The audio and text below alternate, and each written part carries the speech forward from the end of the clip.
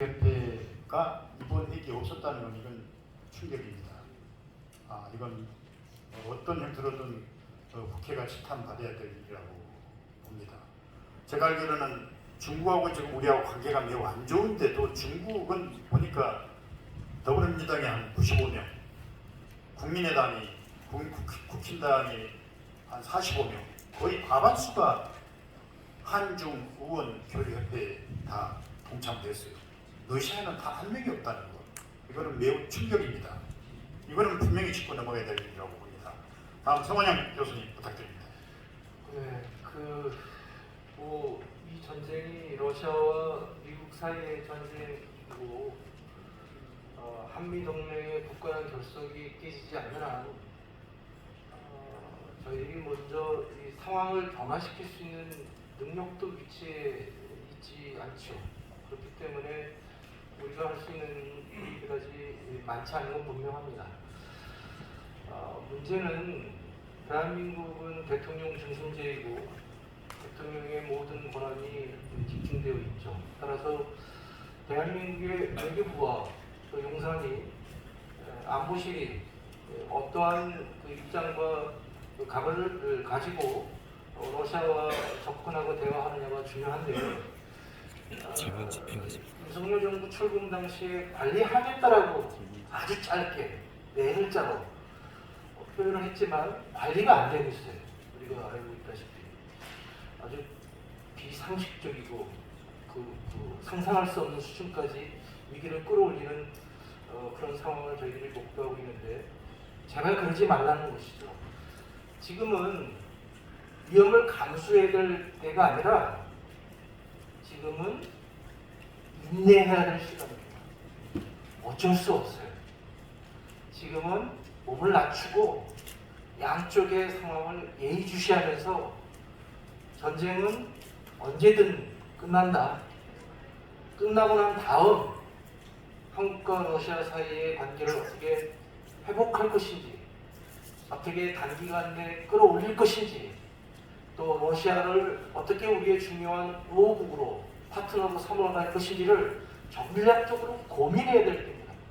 근데 제가 보기에 외부자의 시선이고 학자의 시선이겠지만 그런 관점이 아니라 편승하거나 또는 자유주의라고 하는 깃발을 앞세워서 선봉대에 서려고 하는 것은 아닌가, 또는 그 깃발 아래에 내셔널 인터레스트와는 무관한 아주 제한적인 어떤 집단들이 자기 이익을 실현하려고 하는 공간으로 삼으려고 하는 것은 아닌가. 바로 그것이 위험한 지점이라고 하는 것입니다.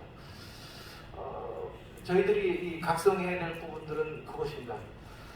대통령 중심제의 한계는 분명히 존재하지만 오늘 저희들이 의회에서 또 회의를 하게 되는데 의원에게도 저희가 보기엔 매우 중요한 것 같습니다. 부족한 부분은 다른 부분에서 채워줘야겠죠. 또 하나의 부분이 민간 영역의 퍼블릭 디플로머시인 것 같습니다.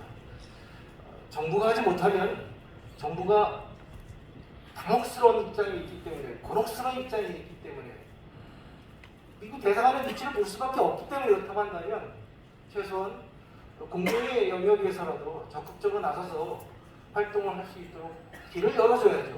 그것을 방해하지 말라고 하는 겁니다. 그런데 가끔 그나마 길을 틀려고 하고 연결하려고 하고 네트워크를 쌓으려고 하고 축적된 경험을 계속 유지하려고 하는데 그것마저도 불온시하는 집단들이 있다고 하는 겁니다. 매우 불온한 집단들입니다. 이 집단들이. 그렇기 때문에 저희들은 인내심을 갖고 이 상황을 지켜보면서 저희들의 잠재력을 키워갔으면 좋겠습니다. 또 하나의 측면은 러시아를 적절하게 대한민국의 새로운 활로를 열어가는 방향으로 모색을 했으면 좋겠습니다. 이대식 박사님이 아주 중요한 말씀들을 많이 하셨는데 전쟁 이후에 대한민국이 직면한 가장 중대한 과제가 무엇일까? 그 누구보다도 빨리 4차 산업혁명에 올라타는 겁니다. 4차 산업의 잠재력을 실현해내는 것인데 그 중요한 파트너가 실질적으로 러시아 외에는 대안이 없다라고 하는 겁니다. 그 어느 누구도 우리에게 올라탈 수 있는 새로운 공간을 제공해 주지 않는데 그 잠재력을 가지고 있는 국가가 바로 러시아라고 하는 것을 명확하게 안다면 저희들은 분명히 다른 입장을 취할 수 있지 않을까 이런 생각을 해봅니다. 예, 지금은 전쟁 기간이지만 인내하면서 준비해야 합니다.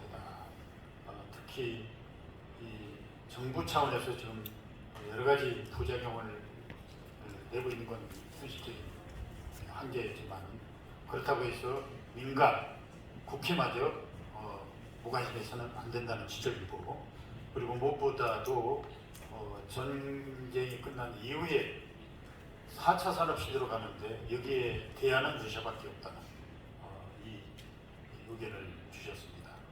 다음 김성기 교수님 부탁드립니다. 저희가 오늘 러시아 우크라이나 전쟁과 그 이후의 한일 관계의 변화를 이야기하는데, 말씀드렸듯이 국제질서 재편 과정이고 이 핵심은 글로벌 공급망의 재편 과정입니다.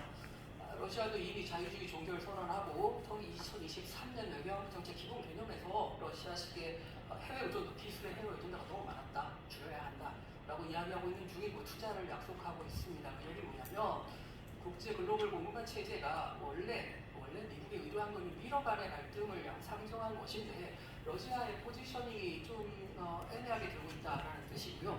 만약에 이게 글로벌 공급망 재편 과정에 들어가면 그 다음에 현승과 상관없이 어떤 주어진 역할을 할 수밖에 없는 과정에 처할 수도 있습니다. 이게 우려스러운 점이고요. 이게 경제에만 그치는 게 아니고 군사 안보에서도 변화가 나타납니다. 우리 지금 서구의 혹은 동맹의라고 이야기하지만 서구도 나뉘고 강성과 원본으로 바뀌고 있고요. 한마디로 잘라서 말하기 어려운 거죠. 안보, 동맹도 달라지고 있습니다. 스웨덴하고 핀란드는 공군을 공동 운영하기로 했습니다. 미국이 연방국가 할 때 처음 얘기했던 게 해군력을 합쳐야 원국에 대응할 수 있다. 이게 연방주의자의 기본 논리였어요. 스웨덴과 핀란드는 군사력을 공유하고 있습니다. 이전은 어떤 현상이에요? 어제 뉴스를 보면 탄약, EU 내에 탄약 비축량을 할당하고 탄약을 기축하자고 했습니다. 그러니까 새로운 군사 무기 발전 과정에서 나타나는 것은 대량 소모고 평상시에 국가가 대비할 수 있는 물량을 이미 넘어섰습니다.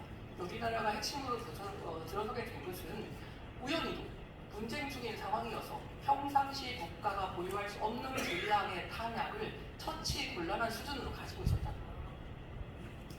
국경 없는 의사회도 효율적인 운용을 위해서 수술이나 응급조치에 필요한 걸 각국의 대포를 만들어서 보관을 합니다. 12시간 이내 투입이에요. 군사 전략 차원에서 본다면 동맹의 탄약 비축부터 결국은 전략물자의 공급망 재편도 이루어질 수 있습니다. 안보 문제에 당면한 우리가 이런 걸 피해갈 수 있을까? 얼마나 피해갈 수 있을까? 결국은 좀 더 큰 틀에서 대응을 해야 되고, 관계 변화를 원한다면 두 가지가 중요하다고 생각합니다. 하나는 지속성이고 다음 소통이죠. 지속하는데 조건이 있습니다. 이익만으로 조건이 될 것 같지만 이익이 일방적이면 전쟁 납니다. 이건 기본적인 전쟁 이론에서 밝혀낸 것들입니다. 교류가 많다고 평화로운 게 아니라 교류가 일방적으로 진행되면 전쟁 난다라는 거고요. 교류가 일방적으로 진행되는데도 정당성, 아까 말씀하셨던 여론이나 사회적인 이미지 이런 것들이 저해를 받으면 추진할 수 없습니다. 그걸 추진하게 되면 이제 이데올로기적 불행이 되는 거죠. 그래서 결국은 우리가 할 수 있는 것은 정당성을 높이거나 이익을 찾는 거죠. 이익을 지속하려면 전후에 글로벌 공급망 재편에서 빠져있는 영역에 대한 것들이 아무리 작더라도 유지해야 한다. 라면은 팔아야 되는 거죠. 그런 것까지 깨서는 안 된다. 소통을 지속하려면 학술 교류해야죠. 인간 교류에 대해서만큼은 정경분리 원칙에 따라서라도 마음대로 할 수 있는 이야기하고 교류를 지원해야 한다고 생각합니다. 비정치적 영역, 아까 무대 보셨죠? 저 오랜만에 차이콥스키 듣습니다. 요즘 그렇게 편하게 듣지 못해서 대학원 논문 쓸 때보다 못한 것 같아요. 보셨잖아요. 러시아는 어쩌면 최고 많은 노벨상을 갖고 있는 나라고 문학적, 인문학적인 소양을 가지고 있습니다. 그 교류를 막아야 될 이유는 없어요. 소비에트 시기에도 소련은 서양의 명화를 편으로 찍어놨습니다. 문화 교류만큼은 지속해야 된다. 인도적 협력 분야 개척해야 된다. 이건 정당성을 올리는 길입니다. 원격 의료라든지 아까 4차 산업인데 기술적인 제한이 있지만 돌아갈 수 있는 방법이 있다면 원격 의료라도 해야 돼요. 시베리아에 1제곱미터당 한 사람이 삽니다. 병원 세울 수 없어요. 1박 한 번 치료가를 일주일씩 투여를 해야 돼요. 사회적으로 큰 문제를 대응하는 데 필요하다고 생각합니다. 그 다음에 범인류적인 과제만큼은 협력해야 됩니다. 우주, 해적, 신의 개발 이런 것들은 설득할 수 있을 것이라고 생각하고 그냥 그런 노력들을 기울일 필요도 있다라고 생각합니다. 예, 무엇보다도 이제 글로벌 공급망 전쟁 이후에도 이것을 계속 기술할 수 있는 이런 방향, 그리고 비정치적인 분야, 그리고 국제사회가 공통으로 해야 될 이런 문제에 대해서는 같이 이 전쟁에도 불구하고 계속 협력을 해야 된다는 의견이십니다. 마지막으로 김병호 논설위원님. 우크라이나 전쟁이 그 윤석열 대통령 취임 전, 그다음에 대선 3월달에 바로 한 달 전에 일어났죠. 윤석열 대통령이 뭐 개인적으로 러시아가 미워서, 러시아가 싫어서 지금 이 상황에 이런 건 절대 아니라고 생각합니다. 그런 점에서 사실은 어떻게 보면은 러시아가 전쟁을 일으켜서 지금 또 북한과 가까워져서 우리와의 어떤 관계가 되게 나빠진 요인이 분명히 있다고 생각합니다. 저는 이런 거에 대해서도 사실은 러시아 정부나 러시아 크렘린이나 왜 지적을 못합니까? 우리가 뭐 러시아에 대해서 안 좋은 감정이 있어서 우리 아까도 얘기했지만은 당연히 친하게 협력할 분야도 많고 해야죠. 그런 우리가 지적할 건 지적을 해야 되고 말씀드리면 아까 우리가 앞에서 이제 국익 얘기를 많이 하셨는데 국익이라는 게 결국은 뭐 우리가 비단 러시아와만 가까워지는 게 국익의 증진이 되는 건가요? 이번 전쟁은 어차피 지금 미국 서방 주도가 되기 때문에 우리 한국에 대해서 어디에 서라, 한편으로 서라, 이런 어떤 가치동을 어디에 서라 이런 거에 대한 어떤 강요가 굉장히 많은 지금 사안이기 때문에 우리가 어떤 어정쩡한 스탠스, 그렇다고 우리가 러시아 편을 들어서 우크라이나 전쟁을 갖다 지지할 수도 없는 상황이고 우리가 어떤 스탠스를 갖기가 중간적인 그 입장을 갖기가 굉장히 힘든 전쟁이고요.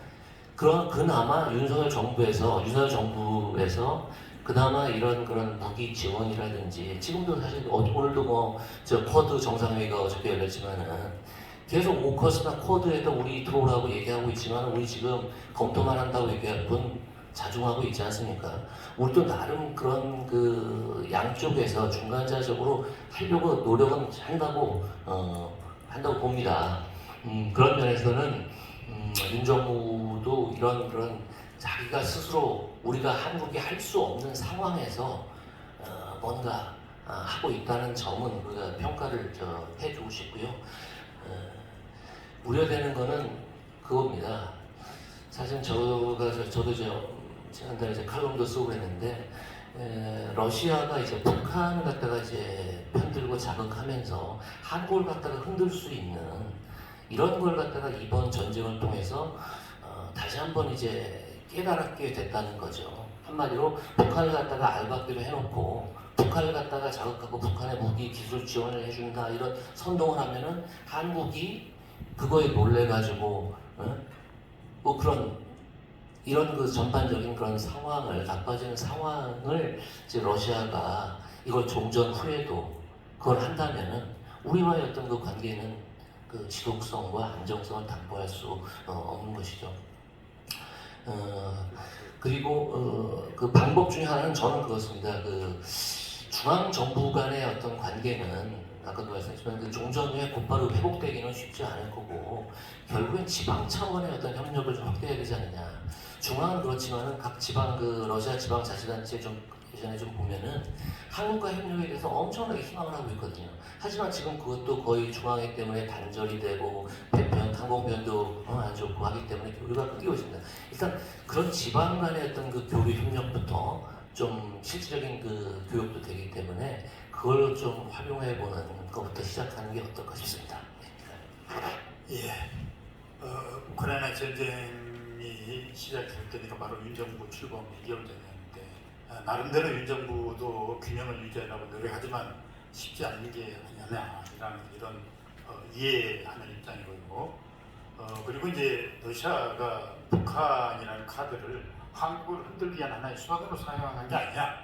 이번 러브 관계에서 볼 때 그런 인상을 줬다. 이거는 장기적으로 그렇게 바람직하지 않지 않느냐라는 지적을 해주셨습니다. 러시아 정부가 귀담아 드려야 될. 그리고 우리 참사관님 아직 계시죠? 예, 잘 보고해 드리시기 바랍니다. 그리고 이제 건설적인 방향은 중앙정부가 이렇게 서로 갈등을 유지하고 지속하고 있을 때 지방정부끼리는 좀 협력을 해야 되지 않느냐. 러시아 지방정부는 한국하고 협력을 매우 원하고 있거든요. 사실 제가 북한경제협력위원장 할 때 가장 잘 됐던 것 중에가 한러 지방협력 포럼이었어요. 3회까지 가다가 중단이 됐습니다. 원래 지금 작년에 부산에서 해야 되는데 부산에서 개최를 안 했거든요. 매우 안타까운 일입니다. 이거는 반드시 살려야 되는 거죠. 이거는 러시아를 위해서가 아니라 우리를 위해서인 거죠. 이 부분에 대해서 아주 좋은 제언을 해주셨습니다. 이제까지 우리 이제 패널이 열띤 토론하는 동안에 국회의원님들이 인사만 하고 다 가셨는데 이러면 되겠느냐 성토를 했는데 기가 간지러우셨는지 박선원 의원님이 오셨네요. 네, 박선원 의원님 지금 보니까 그 한중 의원 협회나 이런 경우는 뭐 한 150명의 의원들이 신청을 해서 가입을 했는데 한러 의원 협회는 아예 존재조차 없다는데 그게 사실입니까? 한번 알고 계시면 말씀을 해주셨으면 감사하겠습니다. 있다고 그럼 의원님은 직접 거기에 가입하신 건 아니고요? 예. 그러면 한도만 빠지시고 나머지 4강 중에 3날은 다 들어가셨네요? 한중 안 들어가셨나요? 네. 그 한도 만약 한날 의원협회가 없으시다면 이번 기회를 통해서 박 의원님이 한번 주도해서 만들으셨으면 하는 다 바람인 것 같습니다. 오늘 패널에서 아주 성토를 했거든요. 그걸 좀 들으셔야 되는데 못 들으셔서 좀 느낌이 좀 적을지도 모르지만 매우 필요하다는 그런 패널들의 공통적인 의견입니다. 혹시 이제 시간을